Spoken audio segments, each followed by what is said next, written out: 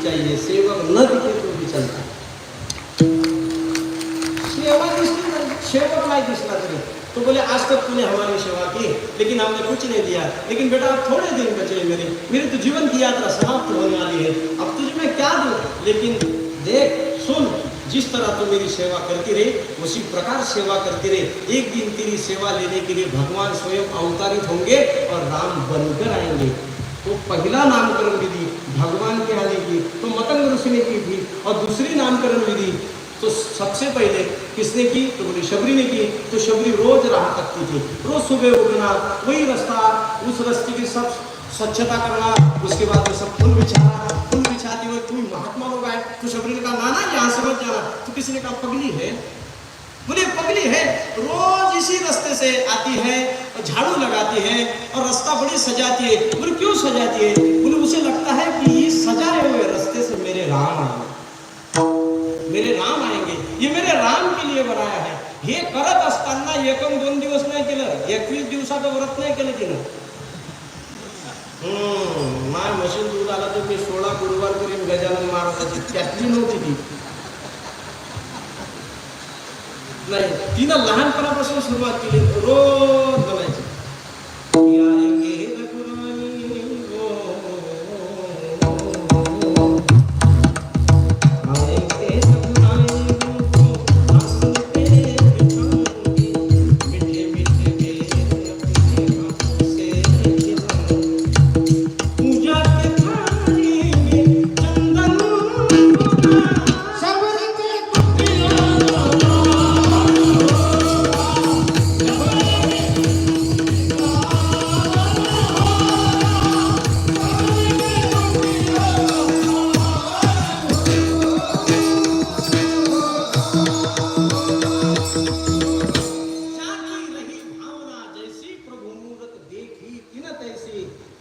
ज्याचा जसा भाव असेल परमात्मा येतोच येतो। आणि शबरीसाठी परमात्मा जेव्हा राम निघाले ना, रामाला वनवास झाला आणि सकाळी सकाळी ही बातमी, काय ठीक न बोलत आहे, सकाळी सकाळी तुम्हाला फोन येतो, हॅलो हॅलो तुम्हाला मुख्यमंत्री करण्यात, आणि संध्याकाळी समजतं नाही तुम्हाला जंगलातून बाहेर पाठवलं, कसं शक्य, तुम्हाला वनवासात पाठवलं शक्य आहे का? आमच्या गावात एका झाला फक्त एवढं समजलं की याचा चान्स आहे सरपंचाला, 3 दिवस झोपलो नाही, शेवटी इंजेक्शन देऊन झोपावं लागलं, ते झोपत ना, ते रात्र झाली का मी सोनार आमचे भाऊ होते कुठे पंचायत समितीला, त्याच्या विरोधात एक जण उभं होतो आणि भाऊची शिक्षक होती। आणि मग काय भाऊ आता सगळा प्रचार संपला, सगळं संपलं मग संध्याकाळी आता उद्या निघालाय, तर निघाल्यात कुठे सकाळी फोन आला, किती पागल झालं म्हणून तुमच्या ऑपोजिटमध्ये होतं, ते पागल झालं, त्याला झटका आला, काय का की संध्याकाळ रातभर एवढंच माझं, अम्मे बच्चे के अम्मा उठ जाओ मैं चुन के आ रहा हो, तो बच्चे का अम्मा उठ जाओ मैं चुन, अरे खायचा सकाळपर्यंत पागल झालं, दवाखान्यात नाही लागलं त्याला, माणसं परेशान, निवडून येतो म्हटलं, एवढं म्हणलं तरी माणसं परेशान आहे।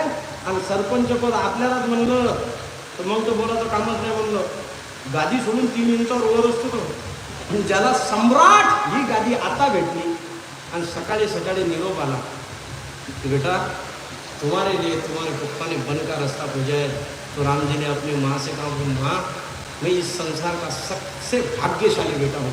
तो क्या किसी ने कहा मुझे जंगल में जाना भी कोई भाग्य होता है, तो राम जी ने जंगल में जाना भाग्य नहीं होता, लेकिन अपनी माँ बाप की अंतिम इच्छा पूरी करना और वो करके बताना ये भाग्य है। और राम स्वयं सौभाग्य है कि उसकी माँ कुछ मांगती है और राम निकल पड़ा है। ये आई नव्हती ना साहेब, आई 3 होत्या घरात, जेव्हा परत आले तर रामजी जसे आले तसे ते 1 वस्त्र होते।